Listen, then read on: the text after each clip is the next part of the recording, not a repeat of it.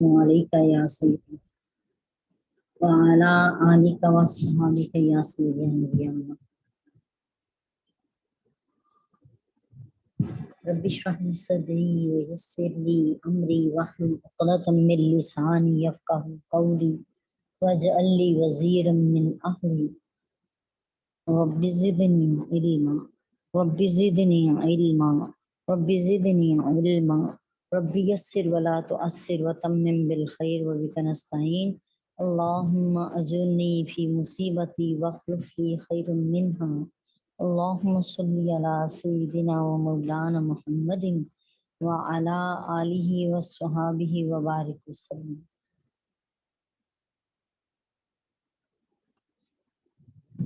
जामिया दुफ्तान इस्लाम के तर्जुमतुल कुरान कोर्स में आप सबको खुशामदीद है। आज हमने इसकी आयत नंबर सूरह निसा की आयत नंबर 63 स्टार्ट करनी है। औज़ु बिल्लाहि मिनश शैतानिर रजीम बिस्मिल्लाहिर रहमानिर रहीम। उलाइकल्लज़ीना यअलमुल्लाहु मा फ़ी क़ुलूबिहिम फ़अरिद अन्हुम वइज़हुम वक़ुल लहुम फ़ी अनफ़ुसिहिम क़ौलन बलीग़ा। उलाइका वो सब लोग अल्लज़ीना जो यअलमुल्लाहु जानता है अल्लाह मा फ़ी क़ुलूबिहिम इन सब लोगों के दिलों के बारे में अल्लाह जानता है। फ़अरिद अन्हुम बस ए नबी करीम सल्लल्लाहु अलैहि वसल्लम आप इनसे इलाज बरतिए, दरगुजर कीजिए। वइज़हुम और इन्हें नसीहत करते रहिए। वक़ुल लहुम फ़ी अनफ़ुसिहिम क़ौलन बलीग़ा और ऐसी बात इनके साथ कीजिए जो कि इनके दिलों तक जा पहुँचे।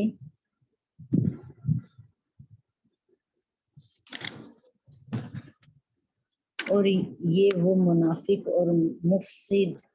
यानी फसाद अंगेज लोग हैं कि अल्लाह इनके दिलों की हर बात को खूब जानता है। बस आप इनसे दरगुजर कीजिए और इन्हें नसीहत करते रहें और इनसे इनके बारे में मौसर गुफ्तगू फरमाते रहें।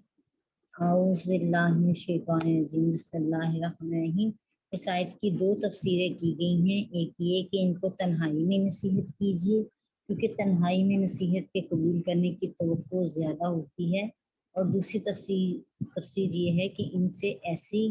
पुर असर बात कीजिए जो इनके दिलों में उतर जाए, यानी हिकमत के तहत जो है इस तरीके से बात कीजिए कि जो इनके दिलों में दाखिल हो जाए। और ये दावत तबलीग का हिस्सा है कि एक तो जिन तक बात करनी है, जिनकी इनके नफ्स पर भी भारी ना रहे मामला और उनको अपनी कोई इज्जत नफ्स पर हमला भी महसूस ना हो, और साथ में ऐसी असर अंगेज बात हो जो कि उनके दिल में दाखिल हो जाए। आयत नंबर 64 है वमा अरसलना मिन रसूलिन इल्ला लियुतआ बिइज़्निल्लाहि वलौ अन्नहुम इज़ ज़लमू अनफुसहुम जाऊका फस्तगफिरुल्लाह वस्तगफर लहुमुर रसूल लवजदुल्लाह तव्वाबर रहीम। वमा अरसलना मिन रसूलिन और नहीं भेजा हमने कोई रसूल इल्ला लियुतआ बिइज़्निल्लाह मगर इनका हुक्म माना जाए अल्लाह के इज़्न से, इनकी अताअत की जाए। लियुतआ ताकि इनकी अताअत की जाए अल्लाह के हुक्म से। वलौ अन्नहुम इज़ ज़लमू और अगर बेशक वो जुल्म कर बैठे थे, अनफुसहुम वो लोग अगर अपने आप पर जुल्म कर बैठे थे, जाऊका तो ए महबूब सल्लल्लाहु अलैहि वसल्लम जिन्होंने अपनी जानों पे जुल्म किया था वो आपके पास आ जाते, आपकी बारगाह में आप पहुँचते। फस्तगफिरुल्लाह और आपकी बारगाह में पहुँच के अल्लाह से बख्शिश मांगते। फस्तगफर लहुमुर रसूल और उनके लिए रसूलुल्लाह सल्लल्लाहु अलैहि वसल्लम भी बख्शिश मांगते। वजदुल्लाह तव्वाबा तो जरूर अल्लाह को तौबा कबूल करने वाला पाते, रहीम और मेहरबान पाते। और हमने कोई पैगंबर नहीं भेजा मगर इसलिए कि अल्लाह के हुक्म से इसकी अताअत की जाए। और ए हबीब मुकर्रम सल्लल्लाहु अलैहि वसल्लम اگر وہ لوگ اپنی جانوں پہ ظلم کر بیٹھے تھے تو آپ کی خدمت میں حاضر ہو جاتے اور اللہ تعالیٰ سے معافی مانگتے، اور رسول اللہ صلی اللہ علیہ وسلم بھی ان کے لیے مغفرت طلب کرتے، تو وہ اس وسیلے اور شفاعت کی بنا پر ضرور اللہ کو توبہ قبول فرمانے والا اور نہایت مہربان پاتے۔ جی، اس آیت میں اللہ تعالیٰ نے ان منافقوں کی سرزنش کی ہے جو دعویٰ یہ کرتے ہیں کہ وہ رسول اللہ صلی اللہ علیہ وسلم پر نازل ہونے والی کتاب پر ایمان لاتے ہیں، اور اپنے مقدمے جو ہیں وہ یہودی عالم کے پاس لے جاتے ہیں، اور رسول اللہ صلی اللہ علیہ وسلم کی اطاعت کے لیے جب انہیں بلایا جاتا ہے تو منہ موڑ کر کترا جاتے ہیں۔ اللہ تعالیٰ نے فرمایا کہ ہر رسول کو اس لیے بھیجا کہ اس کی اطاعت کی جائے، اور اللہ کی اطاعت اسی کو نصیب ہے جس کے لیے اللہ تعالیٰ نے ازل میں یہ نعمت مقرر کر دی ہے، یعنی جس کے لیے اللہ چاہے اسی کے لیے راستے کھلتے ہیں، اور نبی کی اطاعت اصل میں اللہ ہی کے حکم سے ہے، اور ہم پڑھ بھی چکے ہیں کہ جس نے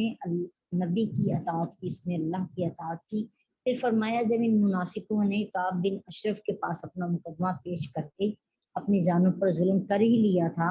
تو یہ چاہیے تھا کہ یہ آپ کے پاس آ کر معذرت کرتے اور اللہ تعالیٰ سے اپنے گناہوں کی معافی چاہتے، اور رسول اللہ صلی اللہ علیہ وسلم بھی ان کے لیے استغفار کرتے، تو وہ ضرور اللہ کو بہت بخشنے والا مہربان پاتے۔ یہاں پہ یہ جو جملہ ہے جاؤ کا، کہ آپ کے پاس آ جاتے، تو اس میں بڑا ہی لطیف پہلو یہی ہے کہ ہم گنہگار خطا کار ہو جانے کے بعد بھی اگر ہم نبی کریم صلی اللہ علیہ وسلم کی بارگاہ میں حاضر ہو کر اللہ تعالیٰ سے بخشش طلب کریں تو اللہ تعالیٰ ضرور ہمارے لیے بخشش کا باعث ہیں، بخشش ہماری توبہ قبول فرمائیں گے اور ہمیں بخش دیں گے۔ اور نبی کریم علیہ السلام بھی ہمارے لیے دعا کریں تو ہمارے لیے یہ بخشش کا سبب ہے۔ یہاں پہ حافظ عماد الدین اسماعیل بن عمر بن کثیر یہ تفسیر ابن کثیر میں بیان کر رہے ہیں کہ اللہ تعالیٰ نے اس آیت میں عاصیوں اور گنہگاروں کو یہ ہدایت دی ہے کہ جب ان سے خطا اور گناہ ہو جائے تو اللہ کے نبی حضرت محمد صلی اللہ علیہ وسلم کی بارگاہ میں آ جائیں اور آپ کے پاس آ کر استغفار کریں، اور رسول اللہ صلی اللہ علیہ وسلم سے یہ درخواست کریں کہ آپ بھی ان کے لیے اللہ سے درخواست کریں، اور جب وہ ایسا کریں گے تو اللہ تعالیٰ ان کی توبہ قبول فرمائے گا، کیونکہ اللہ تعالیٰ نے فرمایا ہے وہ ضرور اللہ کو بہت توبہ قبول کرنے والا اور بہت زیادہ مہربان پائیں گے۔ اچھا جی، مفسرین کی ایک جماعت نے ذکر کیا ہے کہ ان میں شیخ ابو منصور سباغ بھی ہیں، انہوں نے اپنی کتاب الشامل میں ابدی کا یہ مشہور حقائق جو ہے بیان کی ہے کہ میں نبی کریم صلی اللہ علیہ وسلم کی بارگاہ میں ان کی قبر انور کے پاس بیٹھا ہوا تھا کہ ایک عربی آیا اور اس نے کہا السلام علیکہ یا رسول اللہ صلی اللہ علیہ وسلم، میں نے اللہ تعالیٰ عز و جل کا یہ ارشاد سنا ہے وَلَوْ أَنَّهُمْ إِذْ ظَلَمُوا أَنفُسَهُمْ جَاءُوكَ فَاسْتَغْفَرُوا اللَّهَ وَاسْتَغْفَرَ لَهُمُ الرَّسُولُ لَوَجَدُوا اللَّهَ تَوَّابًا رَحِيمًا، تو انہوں نے یہی آیا کریمہ دہرائی، کہا کہ یا رسول اللہ علیہ وسلم، میں اللہ تعالیٰ کے حکم سے میں آپ کے پاس آ گیا ہوں اور اپنے گناہ پر اللہ تعالیٰ سے استغفار کرتا ہوں اور اپنے رب کی بارگاہ میں آپ سے شفاعت طلب کرنے والا ہوں۔ پھر اس نے 2 شعر پڑھے جس کا ترجمہ یوں ہے کہ اے وہ جو زمین کے مدفونین میں سب سے بہتر ہیں، جن کی خوشبو سے زمین اور ٹیلے خوشبودار ہو گئے ہیں، میری جان اس قبر پر فدا ہو جس میں آپ ساکن ہیں، یعنی رہ رہے ہیں، اس میں عفو ہے، اس میں سخاوت ہے، لطف و کرم ہے۔ پھر وہ عربی چلا گیا۔ ابتی بیان کرتے ہیں کہ مجھ پر نیند غالب آ گئی، میں نے خواب میں نبی کریم صلی اللہ علیہ وسلم کی زیارت کی اور آپ نے فرمایا اے ابتی، اس عربی کے پاس جا کر اس کو خوشخبری دے دو کہ اللہ نے اس کی مغفرت کر دی۔ سبحان اللہ وبحمدہ سبحان اللہ العظیم۔ یہ آیت اگرچہ خاص واقعہ منافقین کے بارے میں نازل ہوا ہے، لیکن اس کے الفاظ سے ایک عام ضابطہ بھی نکلا ہے کہ جو شخص بھی نبی کریم صلی اللہ علیہ وسلم کی خدمت میں حاضر ہو جائے اور آپ اس کے لیے دعائے مغفرت فرما دیں تو اس کی مغفرت ضرور ہو جائے گی۔ نبی کریم صلی اللہ علیہ وسلم کی خدمت میں حاضری جیسے آپ کی دنیاوی حیات کے زمانے میں ہو سکتی تھی، اسی طرح آج بھی روزہ اقدس پہ حاضری اسی حکم میں ہے۔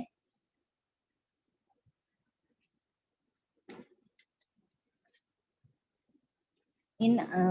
اکابرین کے احکامات سے یہ پتہ چلتا ہے کہ قبر پر نبی کریم صلی اللہ علیہ وسلم کی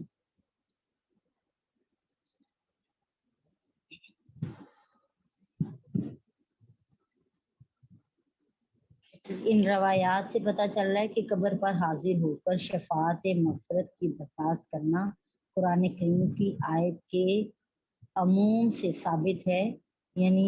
یہاں پہ یہ بات ثابت ہو رہی ہے کہ نبی کریم صلی اللہ علیہ وسلم کی بارگاہ میں آ جاتے اور وہ مغفرت فرما دیتے اور آپ کے لیے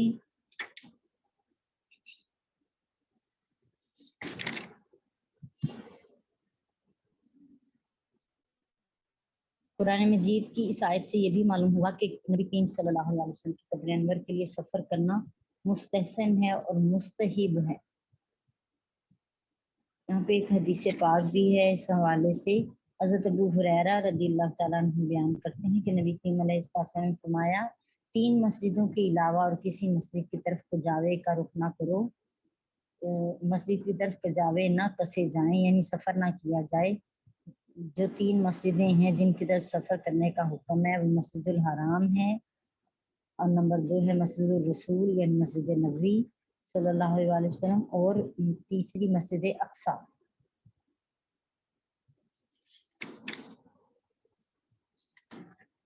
اللہ تعالیٰ ارشاد فرماتے ہیں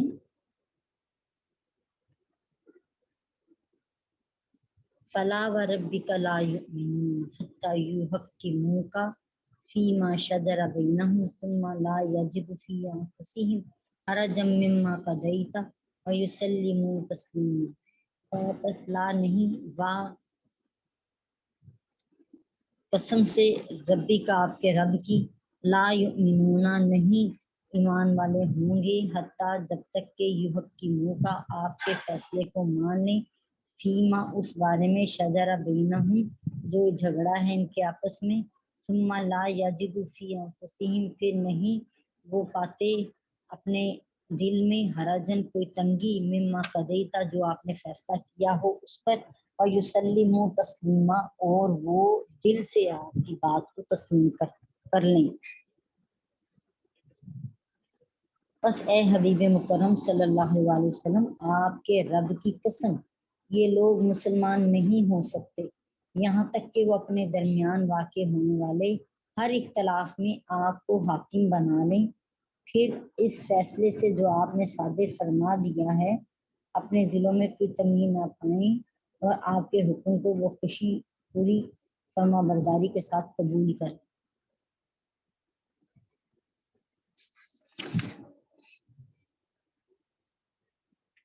جی اس آیہ کریمہ سے ثابت ہو رہا ہے کہ نبی کریم صلی اللہ علیہ وسلم کا فیصلہ نہ ماننے والا مومن نہیں ہے۔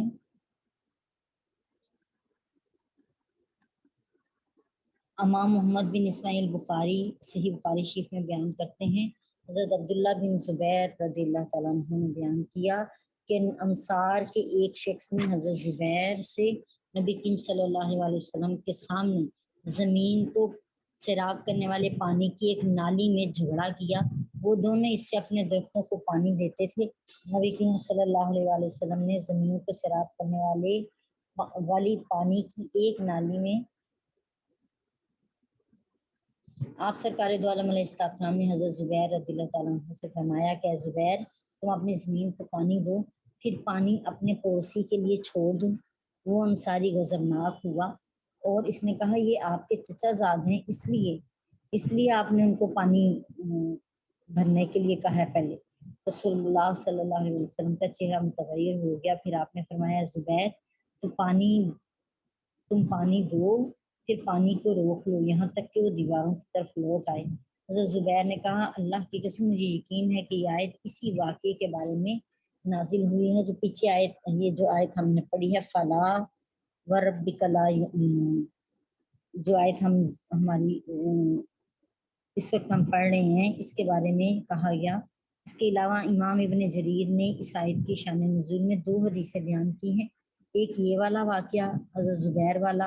اور دوسرا واقعہ جو پیچھے منافق والا اور یہودی کے جھگڑے والا گزرا تھا، جس میں حضرت عمر فاروق رضی اللہ تعالیٰ عنہ نے اس منافق کا سر جو ہے وہ جسم سے جدا کر دیا تھا، کیونکہ اس نے نبی کریم صلی اللہ علیہ وسلم کے فیصلے کو نہیں مانا تھا اور اس پر مزید فیصلے کروانا چاہتا تھا، دوسروں سے فیصلے لینا چاہتا تھا اس پر۔ حضرت عمر فاروق رضی اللہ تعالیٰ عنہ نے اس کا سر اڑا دیا۔ تو ان کا کہنا ہے امام ابن جریر کا کہ یہ دونوں واقعات جو ہیں وہ اسی آیت کے نزول کا سبب ہیں۔ اس آیت سے معلوم ہوا کہ نبی کریم علیہ السلام کے فیصلے کو نہ ماننے والا جو ہے وہ مومن ہی نہیں۔ کبھی ایسا ہوتا ہے کہ انسان ایک فیصلے کو بظاہر مان لیتا ہے لیکن دل سے قبول نہیں کرتا، اس لیے فرمایا کہ وہ آپ کے کیے ہوئے فیصلے کے خلاف دل میں بھی تنگی نہ پائیں۔ بعض اوقات ایک عدالت سے فیصلے کے بعد اس سے اوپر کی عدالت میں اس فیصلے کے خلاف ریٹ کرنے کا اختیار ہوتا ہے، جیسے ہائی کورٹ کے فیصلے کے خلاف سپریم کورٹ میں ریٹ کی جا سکتی ہے، لیکن نبی کریم صلی اللہ علیہ وسلم کے فیصلہ کرنے کے بعد پھر کسی عدالت میں اس فیصلے کے خلاف ریٹ نہیں کی جا سکتی، اس لیے بعد میں فرمایا اس فیصلے کو خوشی سے مان لو۔ اس آیت سے یہ بھی معلوم ہوا کہ نبی کریم علیہ السلام جو بھی فیصلہ فرما رہے ہیں وہ خطا سے معمون اور محفوظ بلکہ معصوم ہوتا ہے۔ یہ حکم قیامت تک کے لیے ہے۔ اگر کوئی شخص کتنا ہی عبادت گزار ہو لیکن اس کے دل میں یہ خیال آئے کہ اگر حضور ایسا نہ کرتے اور ایسا کر لیتے تو وہ مومن ہی نہیں رہے گا۔ اللہ پاک معاف فرما دے، اپنے حفظ و امان میں رکھے۔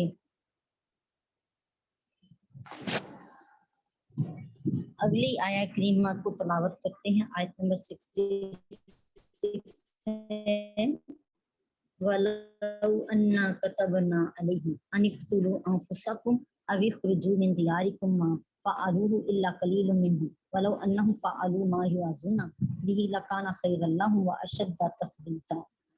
اور لو اگر انا بے شک ہم کتبنا ہم لکھ دیں علیہم اوپر ان کے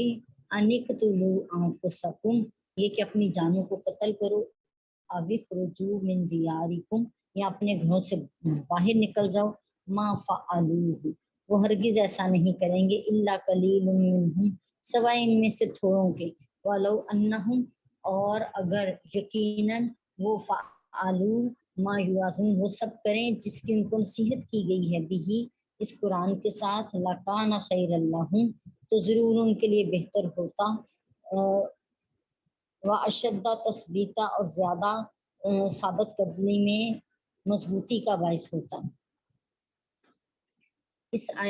ترجمہ ایک مرتبہ پڑھ لیتے ہیں جی۔ اور اگر ہم ان پر فرض کر دیتے کہ تم اپنے آپ کو قتل کر ڈالو یا اپنے گھروں کو چھوڑ کر نکل جاؤ تو ان میں سے بہت تھوڑے لوگ اس پر عمل کرتے، اور انہیں جو نصیحت کی جاتی ہے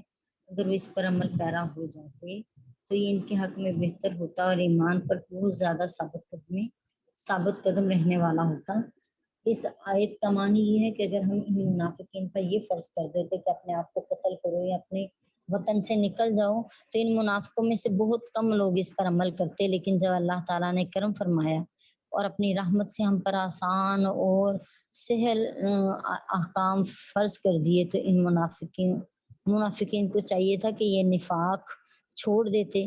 دکھاوے اور سنانے کو چھوڑ کر اخلاص کے ساتھ اسلام کے احکامات پر عمل پیرا ہو جاتے، اور اگر یہ ایسا کرتے تو ان کے حق میں بہت اچھا ہوتا۔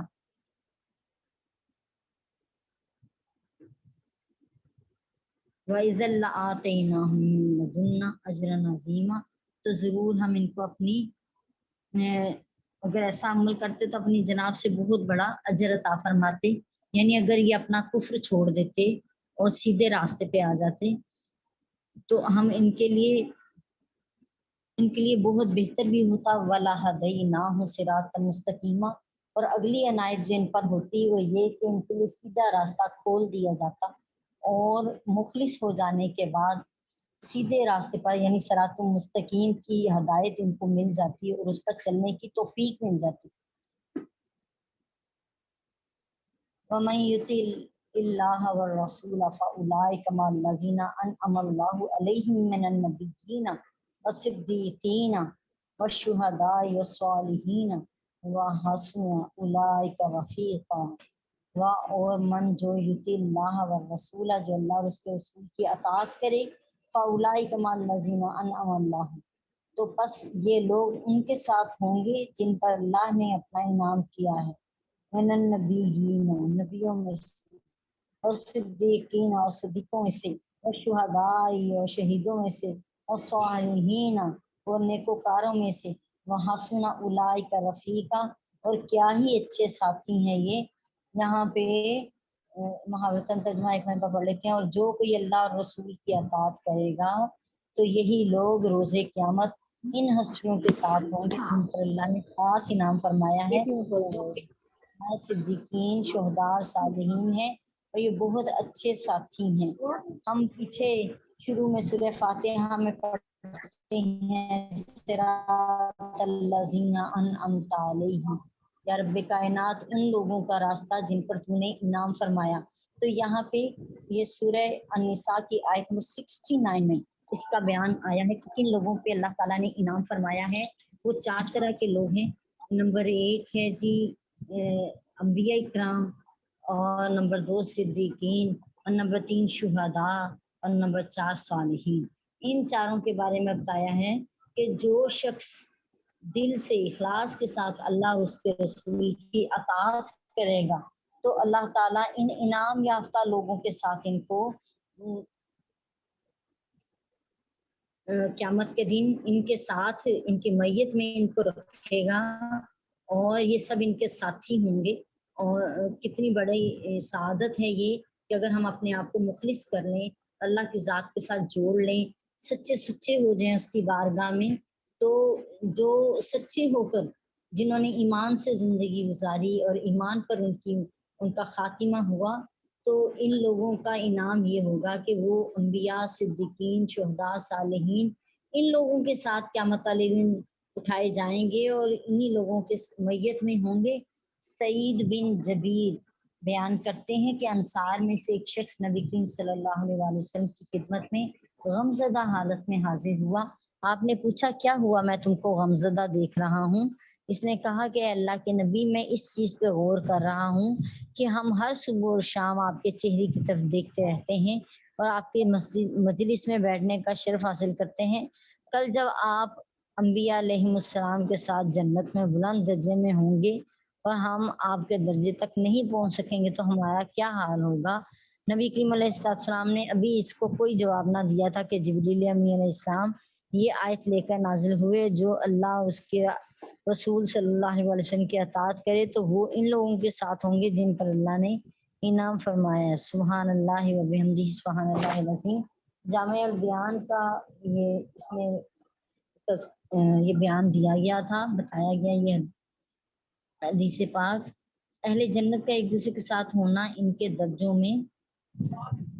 इस आयत का ये मानी नहीं है कि अल्लाह और इसके रसूल की अताअत करने वाले और अंबिया, सिद्दीकीन, शुहदा, सालिहीन सब जन्नत के एक दर्जे में होंगे, क्योंकि इसका तकाजा ये है, इसका मानी ये है कि जन्नत में रहने वाले सब एक दूसरे की ज़ियारत करने पर काबिल होंगे और इनके दर्जात का फासला एक दूसरे की ज़ियारत और मुशाहदे के लिए हिजाब नहीं होगा, यानी रुकावट नहीं होगी कोई। इस आयत में अंबिया, सिद्दीकीन, शुहदा, सालिहीन का जिक्र किया गया है। अब हम देख लेते हैं इनकी तारीफें क्या हैं। नबी वो इंसान है जिस पर वही नाज़िल और जिसको अल्लाह ने मखलूक तक अपने काम पे पहुंचाने के लिए भेजा हो। सिद्दीक वो शख्स है जो अपने कौल और एतकाद में सादिक हो, जैसे हज़रत अबू बकर सदीक रज़ियल्लाहु तआला अन्हु और दीगर फाजिल सहाबा और अंबिया साबिकीन अलैहिमुस्सलाम के असहाब, क्योंकि वो सिद्क और तस्दीक में दूसरों पर गालिब होते थे। ये भी कहा गया कि जो दीन के तमाम अहकाम के बगैर, तमाम अहकाम की बगैर किसी शक और शोबे की तस्दीक करे یعنی خود بھی عمل کرنے والا ہو اور اس پر تصدیق بھی ثبت کرے، وہ شخص جو ہے وہ صدیقین میں شامل ہے۔ شہید وہ شخص ہے جو دین کی صداقت پر شہادت دے اور اللہ کے دین کی سربلندی کے لیے لڑتا ہوا مارا جائے۔ جو مسلمان ظلمن قتل کیا جائے وہ بھی شہید میں سے ہے۔ صالح نیک بندے کو، نیک مسلمان کو کہتے ہیں جس کی نیکیاں اس کی برائیوں سے زیادہ ہوں۔ اس آیت میں چونکہ صدیقین کا ذکر آیا ہے، اس لیے ہم حضرت ابوبکر صدیق رضی اللہ تعالیٰ عنہ کے کچھ فضائل بھی اسٹڈی کرتے ہیں۔ امام بخاری حضرت ابو درداء رضی اللہ تعالیٰ عنہ سے روایت کرتے ہیں کہ نبی کریم صلی اللہ علیہ وسلم نے فرمایا، اللہ تعالیٰ نے مجھے تمہاری طرف مبعوث کیا، تم لوگوں نے کہا آپ جھوٹے ہیں، اللہ معاف فرمائے، اور ابو بکر نے تصدیق کی اور اپنی جان اور اپنے مال سے میری غم خواری کی۔ حدیث صحیح بخاری شریف ہے۔ اس حدیث سے معلوم ہوا کہ حضرت ابو بکر نبی کریم صلی اللہ علیہ وسلم کی سب سے پہلے تصدیق کرنے والے تھے، جب اور لوگ آپ کی تکذیب کر رہے تھے، یعنی جھٹلا رہے تھے آپ کو۔ حضرت ابوبکر صدیق رضی اللہ تعالی عنہ نے امت میں سب سے پہلے تبلیغ اسلام کی، اور ان کی تبلیغ سے حضرت عثمان، حضرت طلحہ، حضرت زبیر، حضرت عبداللہ بن عوف، حضرت سعد بن نبی وقاص اور عثمان بن مظعون رضی اللہ تعالی عنہ جیسے اقاب صحابہ اکرام اسلام لے کر آئے، اسلام قبول کیا انہوں نے۔ نبی کریم صلی اللہ علیہ وسلم نے جب ہجرت کے لیے سفر کیا تو اپنی رفاقت کے لیے تو تمام صحابہ اکرام میں سے حضرت ابو بکر صدیق رضی اللہ تعالیٰ عنہ کو منتخب کیا۔ نبی کریم علیہ السلام نے حضرت ابو بکر صدیق رضی اللہ تعالیٰ عنہ کو حج میں مسلمانوں کا امیر بنا دیا۔ نبی کریم صلی اللہ علیہ وسلم نے 2 مرتبہ حضرت ابو بکر صدیق رضی اللہ تعالیٰ عنہ کی ابتدا میں نماز پڑھی۔ نبی کریم علیہ السلام نے علالت کے دنوں میں حضرت ابو بکر صدیق رضی اللہ تعالیٰ عنہ کو امام بنایا، اور حضرت ابو بکر صدیق رضی اللہ تعالیٰ عنہ نے 17 نمازیں پڑھائیں۔ واقع معراج کی جب کافروں نے تکذیب کی تو آپ حضرت ابو بکر صدیق رضی اللہ تعالیٰ عنہ کی